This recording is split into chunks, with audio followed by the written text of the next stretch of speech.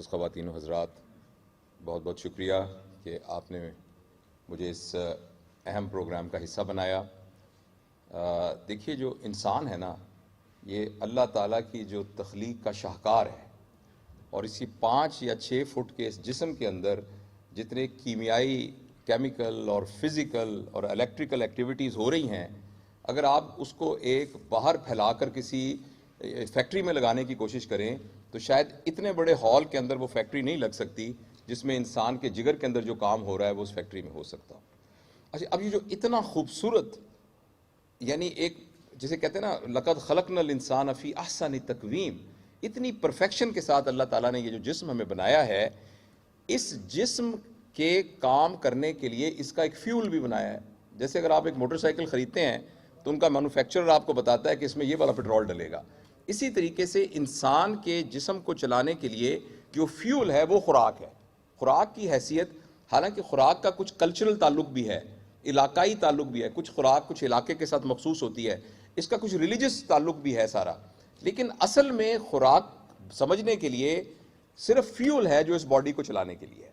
اب آپ دیکھیے، اگر آپ ایک فرض کریں کار لیں اور اس پہ لکھا ہو کہ اس کے اندر پیٹرول ڈلے گا اور آپ اس کے اندر ڈال دیں مٹی کا تیل، تو تھوڑی دیر بعد پھک پھک کر کے کار بند ہو جائے گی۔ اسی طریقے سے آپ اس کے اندر سرسوں کا تیل ڈال دیں گے تو وہ گاڑی نہیں چلے گی۔ اسی طریقے سے جو ہمارا جسم ہے، لیکن اللہ تعالیٰ نے اس کے اندر اتنی ورسٹیلٹی اور اتنی اڈیپٹیبلٹی رکھی ہے کہ بعض اوقات ہم پیٹرول کی بجائے مٹی کا تیل بھی ڈال دیتے ہیں تو پھر بھی کھینچ کھونچ کے یہ تھوڑا سا چل پڑتا ہے، لیکن وہ جو چلنا ہے وہ آئیڈیل چلنا نہیں ہوتا۔ اگر آپ چاہتے ہیں کہ گاڑی کی پک اپ آئیڈیل ہو، گاڑی کے انجن خراب نہ ہو، تو اس کے لیے آئیڈیل فوڈ چاہیے۔ اور انفارچونیٹلی یہ بات نہ ہمارے کیریکولم کا حصہ ہے، نہ ہمارے گھروں میں پڑھائی جاتی ہے۔ ایون ہمارا میڈیکل کالج جو ڈاکٹر بنا رہا ہے، اس میں اب ہم نے ایز اے کیریکولم شامل کی ہے۔ میں بہت ہی مختصر عرصے میں کچھ چیزیں آپ کے ساتھ شیئر کرنا چاہتا ہوں۔ ہمارے جسم کے اندر پراپر جو خوراک جاتی ہے، اس کا نمبر 1 اس بات سے تعلق ہے کہ ہم کیا کھاتے ہیں، نمبر 1۔ دوسرا اس بات سے تعلق ہے کہ ہم کتنا کھاتے ہیں۔ تیسرا اس بات کا تعلق یہ ہے کہ ہم کیسے کھاتے ہیں۔ چوتھا اس بات کا تعلق ہے کہ ان ریلیشن ٹو ہماری ایکٹیویٹیز، ہماری جو ایکٹیویٹیز ہیں اس کے ریلیشن میں ہم کیسے کھاتے ہیں۔ ان چاروں سے اس کا تعلق ہے، صرف یہ نہیں کہ ہم کیا کھاتے ہیں۔ کیا ان سب کو میں ایک 2 منٹ میں، مجھے پتا ہے کہ بہت اہم باتیں ہونے والی ہیں، ہم کیا کھاتے ہیں اس کے سلسلے میں سمجھنے کی صرف یہ بات ہے کہ جو کچھ ہم منہ کے اندر لے کے جاتے ہیں، ہماری باڈی کا اپنا ایک انٹیلیجنٹ سسٹم ہے، وہ یہ اب سے پوچھتا ہے اپنے آپ سے کہ یہ خوراک ہے کہ نہیں ہے۔ فار ایگزامپل، آپ نے، میں کسی کمپنی کے اس میں نہیں، فار ایگزامپل آپ نے یہ فزی ڈرنک پیا، تو جو ہی اندر گیا، کوک پیا فار ایگزامپل، تو انہوں نے یہ کہا، باڈی نے پوچھا کہ یہ خوراک ہے کہ نہیں ہے، تو پانی والا حصہ تو خوراک ہے، باقی جو اس کے اندر گند بلا پڑا ہوا ہے باڈی اس کو خوراک کے طور پر ایکسیپٹ ہی نہیں کرتی۔ اچھا، اب جب اس کو ایکسیپٹ نہیں کرتی تو اب اس کے پاس، باڈی کے پاس 2 راستے ہیں۔ پہلا تو یہ ہے کہ جو قریب ترین سوراخ ہے اس میں سے اس کو باہر نکال دے، یا الٹی کے راستے نکال دے، یا پیشاب کے راستے نکال دے، یا پخانے کے راستے نکال دے، یا پسینے کے راستے نکال دے، یا اندر جو ہمارے گلینڈز ہیں ان کے اندر سے نکال کے انٹسٹائن میں ڈال کے نکال دے۔ یا تو باڈی یہ کر سکتی ہے۔ اگر ایسا نہیں کر سکتی تو پھر باڈی کے پاس ایک ہی چوائس ہے۔ جیسے ہمارے گھر میں کوئی مہمان آئے تو ہم پوچھتے ہیں بھی ہمارا کوئی اپنا ہے کہ نہیں ہے۔ اپنا ہے تو گلے لگاتے ہیں، اپنا نہ ہو تو کوشش کرتے ہیں وہ نکل جائے، اور اگر وہ نکل نہ سکے تو ہم اس کو کونے والے کسی کمرے میں ڈال دیتے ہیں۔ تو ہماری باڈی نے کونے والا ایک کمرہ بنایا ہوا ہے، اس کا نام ہے فیٹ سیلز۔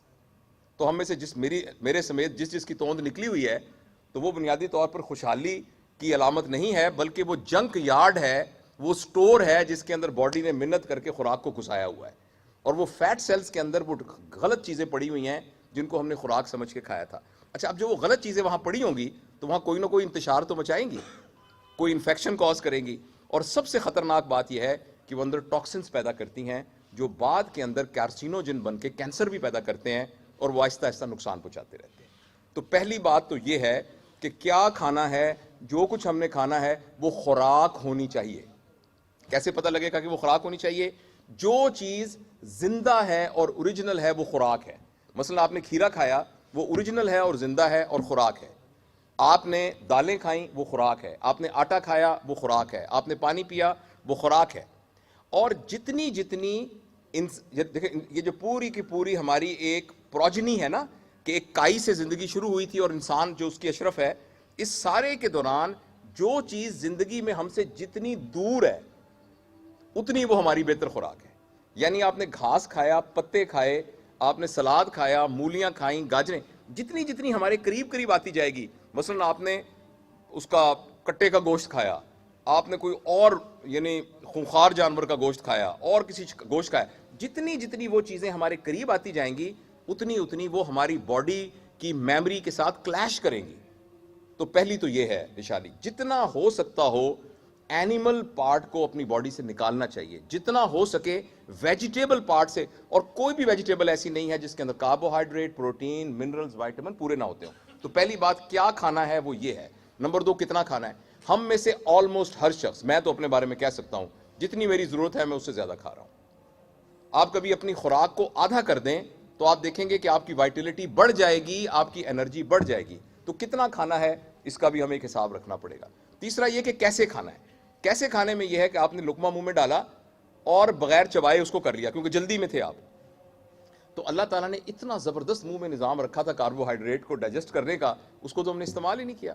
اللہ تعالیٰ نے 32 ملیں لگائی تھی جنہوں نے کرش کر کے کافی سارا ہضم کا نظام تو یہیں ختم کر دینا تھا, تو وہ تو ہم نے کیا ہی نہیں. اب جب اسٹمک کے پاس گیا تو اسٹمک کے پاس لوڈ بڑھ گیا.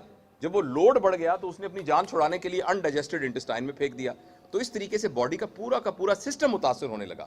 اس سلسلے میں یہ کہتے ہیں جو پراپر نیوٹریشنسٹ کہ اس کا سمپل طریقہ یہ کہ جو کچھ ہمارے منہ میں جائے جب تک وہ مکمل طور پہ کرش نہ ہو جائے وہ ہمارے معدے میں نہ اترے, اور جس وقت اگلا لقمہ جائے تو اس وقت منہ خالی ہو.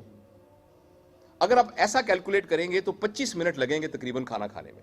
اگر ہمارا ناشتہ, بریک فاسٹ, لنچ اور ڈنر 25 منٹ میں نہیں ہو رہا, اس کا مطلب ہم اپنے جسم کے ساتھ زیادتی کر رہے ہیں. تیسری بات. چوتھا بات یہ ہے کہ ٹائمنگ اس کی کیا ہے. جب بھی ہم کھانا کھاتے ہیں, کھانا کھانے کے بعد ایکسرسائز نہیں کرنی چاہیے, اور جب بھی ہم کھانا کھاتے ہیں اس کے اور سونے کے درمیان 4 گھنٹے کا وقفہ ہونا چاہیے. دیکھیے ہمارے سارے رات کے ڈنر جو ہیں وہ 8 بجے لوگ بلاتے ہیں, 10 بجے روٹی کھلتی ہے, 10:30 بجے ہم کھانا شروع کرتے ہیں, 12 بجے ہم گھر جاتے ہیں, 12:30 بجے ہم سو جاتے ہیں. حالانکہ جو آپ ولایت جائیں آپ دیکھیں وہاں ڈنر کا ٹائم 6 بجے ہوتا ہے, لوگ 6 بجے کھانا کھاتے ہیں. اچھا یہ ساری باتیں میں تفصیل کے ساتھ آپ سے اور بھی عرض کر سکتا ہوں, لیکن میں صرف یہ بات عرض کرنا چاہتا ہوں کہ یہ وہ نالج ہے جو ایک بیسک علم ہے. یہ ہمارے گھروں میں پتہ ہونا چاہیے, یہ ہمارے اسکولوں میں پتہ ہونا چاہیے, یہ ہمارے کالجز میں پتہ ہونا چاہیے, یہ ہمارا میڈیا اس کو پروپوگیٹ کرنا چاہیے. قائد اعظم میڈیکل کالج میں ہم نے, قائد صاحب بیٹھے ہیں, یہ head of department of medicine بھی ہیں, ڈپارٹمنٹ میڈیکل ایجوکیشن کے بھی ہیڈ ہیں. ہم نے اس پارٹ آف انفارمل کیریکولم اس کو شروع کیا ہے. ہم فائنل ایئر سے لے کر فرسٹ ایئر کے بچوں کو یہ باتیں سکھاتے ہیں کہ اس نیت سے کہ جب یہ ڈاکٹر بنیں گے تو ان کے ذمے صرف مریضوں کا علاج کرنا نہیں ہے بلکہ صحت مند لوگوں کی صحت کو مینٹین کرنا بھی ہے. تو یہ ساری وہ چیزیں ہیں جو مجھے اور آپ کو پہلے خود سیکھنی ہیں, اپنے گھروں میں سکھانی ہے, پھر اپنے بچوں کو سکھانی ہے, اسکول لیول پر یہ چیزیں سکھانی ہیں.